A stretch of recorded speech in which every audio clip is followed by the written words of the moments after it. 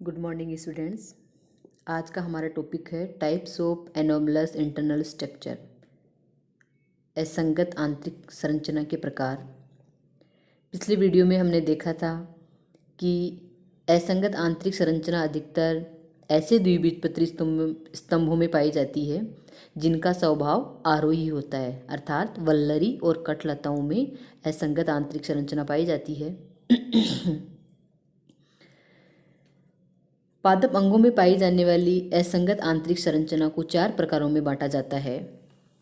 Number 1 है द्विबीजपत्री स्तंभों में प्राथमिक असंगत आंतरिक संरचना। नंबर 2 है द्विबीजपत्री स्तंभों में द्वितीयक असंगत आंतरिक संरचना। नंबर 3 एक बीजपत्री स्तंभों में द्वितीयक असंगत आंतरिक संरचना। और नंबर 4 द्विबीजपत्री मूलों में असंगत आंतरिक संरचना। आज की वीडियो में हम देखेंगे पहला प्रकार, द्विबीजपत्री स्तंभों में प्राथमिक असंगत आंतरिक संरचना, primary anomalous internal structures in dicot stem. देखिए, एंजियोस्पर्म स्तंभों की आंतरिक संरचना में अत्यधिक विविधताएं पाई जाती है।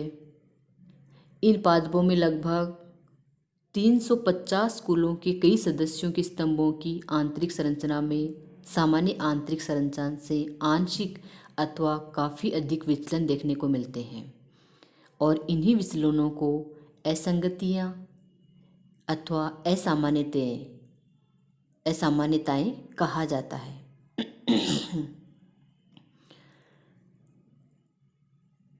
देखिए,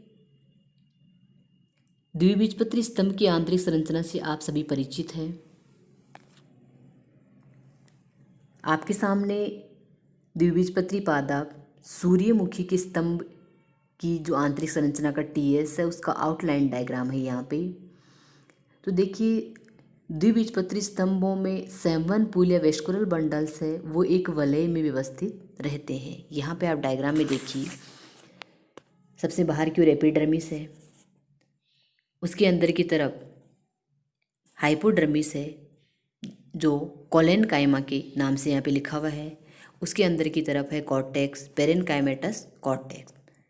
कॉर्टेक्स के अंदर की तरफ एंडोडर्मिस, और एंडोडर्मिस के अंदर की तरफ पेरिसाइकिल। यहाँ पे देखिए, पेरिसाइकिल जो होता है वो 2 प्रकार की सेल से मिलकर बना होता है, दृढ़ोत्की कोशिकाएं और मृदुत्की कोशिकाएं। तो पेरिसाइकिल का जो पार्ट वेस्कुलर बंडल्स के बाहर की तरफ होता है वो दृढ़ोत्की होता है, स्क्लेरेनकाइमेटस पेरिसाइकिल। और पेरिसाइकिल का जो पार्ट वेस्कुलर बंडल्स के बीच में होता है वो पेरेनकाइमेटस सेल्स का बना होता है, जिसको पेरेनकाइमेटस पेरिसाइकिल कहा जाता है। सबसे पहले आप यहाँ पे देखिए, वेस्कुलर बंडल्स जो है वो एक वलय में, ये सारे वेस्कुलर बंडल्स है जो एक वलय में व्यवस्थित है। प्रत्येक वेस्कुलर बंडल में बाहर की ओर देखिए फ्लोएम स्थित है। ये बाहर वाला पार्ट है फ्लोएम है, और फ्लोएम के अंदर की तरफ जाइलम स्थित है।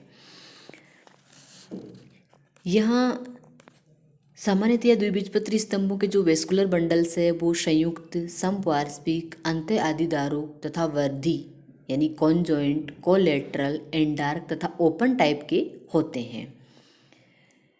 अगर हम ग्राउंड टिश्यू की बात करें तो आप डायग्राम में देखिए, पूरा सेल्यूलर डायग्राम दिखाया गया है हेलियंथस का, यानी सूर्यमुखी की स्टेम का टीएस दिखाया हुआ है यहाँ पे। इसमें देखिए, ग्राउंड टिश्यू या भरण ऊतक कॉर्टेक्स और एंडोडर्मिस में विभेदित है, या फिर मैं यूँ कहूँ कि यहाँ पे ग्राउंड टिश्यू में देखिए कौन कौन से पार्ट, सबसे पहले हाइपोडर्मिस या जिसे अधस्थ त्वचा कहा जाता है वो है, उसके बाद में कॉर्टेक्स है, और उसके अंदर की तरफ एंडोडर्मिस है। तो इन सब से मिलकर ग्राउंड टिश्यू या भरण ऊतक का निर्माण होता है। सामान्यतया द्विबीजपत्री स्तंभों के वलकुट और पित्त वाले भाग में कोई वेस्कुलर बंडल नहीं पाया जाता है, और जाइलम में वाहिकाएं पाई जाती है। ये सारी जो विशेषताएं हैं वो एक सामान्य द्विबीजपत्री स्तंभ की प्राथमिक आंतरिक संरचना में पाई जाती है। एक बार मैं फिर से रिपीट कर देती हूँ। एक द्विबीजपत्री स्तंभ की सामान्य प्राथमिक आंतरिक संरचना में निम्नलिखित संरचनाएं पाई जाती है। नंबर 1, उसमें संवहनपूल या वेस्कुलर बंडल एक वलय में व्यवस्थित होते हैं। Number 2, vascular bundles conjoint, collateral, एंडार्क तथा ओपन प्रकार के होते हैं। नंबर 3, ग्राउंड टिश्यू जो है वो हाइपोडर्मिस, कॉर्टेक्स और एंडोडर्मिस में विभेदित होता है। और एंडोडर्मिस और पेरिसाइकल वेस्कुलर बंडल के चारों ओर एक संपूर्ण वलय के रूप में घेरे हुए रहते हैं। नेक्स्ट इसकी विशेषता है कॉर्टेक्स और पित्त वाले जो पार्ट है उसमें कोई वेस्कुलर बंडल नहीं पाया जाता है। और अंतिम इसमें है कि जाइलम में वाहिकाएं उपस्थित होती है। लेकिन जब स्तंभ की प्राथमिक आंतरिक संरचना में अभी जो अपन ने विशेषताएं बताई है उनमें से कोई भी विशेषता अलग हो या फिर सामान्य आंतरिक संरचना में किसी भी रूप में भिन्न हो तो उसे प्राथमिक अपसामान्य आंतरिक संरचना कहते हैं। अध्ययनों के अनुसार कई स्तंभों में असंगत आंतरिक संरचना पाई जाती है। देखिए, द्विबीजपत्री स्तंभों की प्राथमिक आंतरिक संरचना में मुख्यतया 8 प्रकार की असंगत संरचनाएं पाई जाती है, जिसमें अपन सबसे पहले पढ़ेंगे बिखरे हुए वेस्कुलर बंडल। अभी हमने देखा था कि वेस्कुलर बंडल जो है वो वलय में व्यवस्थित होते हैं, लेकिन जिन पादपों में असंगत आंतरिक संरचना पाई जाती है उनमें से कुछ पादपों में बिखरे हुए वेस्कुलर बंडल्स पाए जाते हैं। दूसरी असंगत संरचना होगी वल्कुटीय पूल यानी कॉर्टिकल वेस्कुलर बंडल। मैंने अभी आपको बताया था कि सामान्यतया द्विबीजपत्री स्तंभों की आंतरिक संरचना में उसके कॉर्टेक्स और पित्त वाले भाग में कोई वेस्कुलर बंडल नहीं पाया जाता है, लेकिन यदि असंगत आंतरिक संरचना होती है तो कुछ पादपों की वल्कुट वाले पार्ट में वेस्कुलर बंडल पाए जाते हैं। तीसरा इसमें असंगत संरचना होगा पित्त या मज्जा पूल, मेडुलरी और पित्त बंडल्स, यानी कई पादपों के पित्त या मज्जा वाले भाग में भी वेस्कुलर बंडल्स पाए जाते हैं।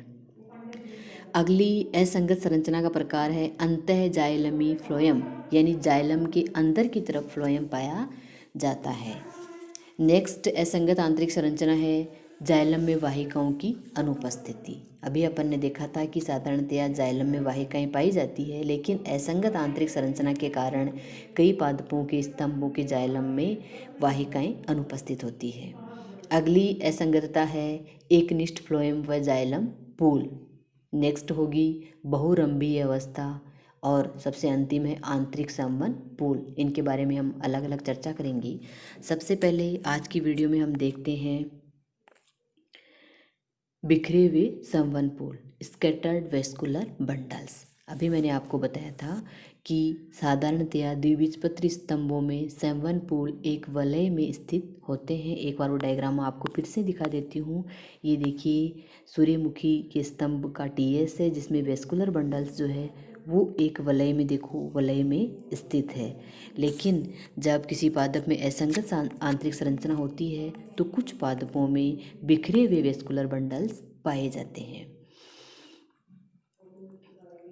तो एक बार मैं फिर से रिपीट कर देती हूँ कि द्विबीजपत्री स्तंभों में संवहन पूल जो है वो एक वलय में स्थित होती है, और संवहन पूलों का एक वलय में पाया जाना द्विबीजपत्री स्तंभों का एक लाक्षणिक गुण है। इसके विपरीत कई द्विबीजपत्री स्तंभों में संवहन पूल बिखरे हुए रहते हैं, यानी पित्त वाला जो पार्ट है उसमें संवहन पूल बिखरे हुए रहते हैं।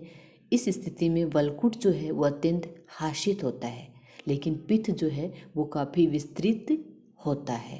अर्थात जिन पादपों में वेस्कुलर बंडल्स बिखरे हुए होते हैं उनमें कॉर्टेक्स वाला जो पार्ट है वो बहुत ही हाशित या बहुत कम होता है, लेकिन पित्त वाला पार्ट है वो काफ़ी विस्तारित या काफ़ी बड़ा होता है। जैसा कि आप सभी जानते हो कि यदि वेस्कुलर बंडल बिखरे हुए हैं तो यह एक बीजपत्री स्तंभों का एक लाक्षणिक गुण है। पिछली वीडियोज़ में जब हमने एक बीजपत्री स्तंभों की आंतरिक संरचना देखी थी तब उसमें हमने पढ़ा था कि एक बीजपत्री स्तंभों में वेस्कुलर बंडल्स एक वलय में स्थित न होकर पित्त में या ग्राउंड टिश्यू वाले पार्ट में बिखरे हुए रहते हैं। और यदि ऐसे वेस्कुलर बंडल या बिखरे हुए वेस्कुलर बंडल्स यदि द्विबीजपत्री पादपों में है तो यह एक प्रकार की असंगति माना जाता है। एक डायग्राम आपके सामने है पेपेरोमिया लैंग्सडोर्फाई नामक पादप का। इसमें आप देखिए वेस्कुलर बंडल्स, ये सारे वेस्कुलर बंडल्स है और ये बिखरी हुई अवस्था में है, एक वलय में स्थित नहीं है। तो देखिए जो पेपेरोमिया है वो पाइपरेसी कुल का एक वर्षीय अत्यंत कोमल छाया प्रिय पादप है और यह पादप हिमालय के तराई और अन्य ऐसे स्थानों में शाक के रूप में उगता है। इनकी स्तंभ की यदि हम टीएस देखें तो उसमें एपिडर्मिस सबसे बाहर की ओर होती है। यहाँ पे आप देख सकते हो टीएस में सबसे बाहर की ओर एपिडर्मिस है। एपिडर्मिस के अंदर की तरफ हाइपोडर्मिस होती है और यहाँ पे लिखा हुआ है कॉलेन कायमा, यानी हाइपोडर्मिस जो है वो स्थूल कोणों तक का बना हुआ है और हाइपोडर्मिस के अंदर की तरफ बहुत कम विकसित या अल्प मात्रा में वल्कुट पाया जाता है। और यहाँ एंडोडर्मिस और पेरिसाइकल विभेदित नहीं होती है। साधारणतः क्या होता है द्विबीजपत्री स्तंभ में एपिडर्मिस, उसके अंदर की तरफ हाइपोडर्मिस, फिर कॉर्टेक्स, फिर एंडोडर्मिस और फिर पेरिसाइकल पाए जाते हैं। लेकिन जो पेपेरोमिया नामक पादप है उसमें एपिडर्मिस के अंदर हाइपोडर्मिस होता है, वल्कुट भी यहाँ पे बहुत कम विकसित होता है और यहाँ एंडोडर्मिस और पेरिसाइकल विभेदित नहीं होता है। और जो ग्राउंड टिश्यू वाला पार्ट है वो काफ़ी अधिक विकसित होता है, यानी स्तंभ के केंद्रीय भाग तक ग्राउंड टिश्यू फैला हुआ रहता है और इस ग्राउंड टिश्यू में बिखरे हुए वेस्कुलर बंडल्स पाए जाते हैं। ये वेस्कुलर बंडल्स संयुक्त, समपार्श्विक, वर्धी तथा अंत्य आदि दारू होते हैं। बिखरे हुए सेवन पूल जो असामान्यता है, इस प्रकार की असामान्यता के अन्य उदाहरण जैसे पाइपर, अपना जो काली मिर्च होता है उसमें भी इस प्रकार के बिखरे हुए वेस्कुलर बंडल्स पाए जाते हैं। इसके अलावा पेपेवर, थेलीट्रिकम, एनीमोन, निम्फिया आदि पादपों में भी वेस्कुलर बंडल उनके ग्राउंड टिश्यू वाले पार्ट में बिखरे हुए रहते हैं। Thank you.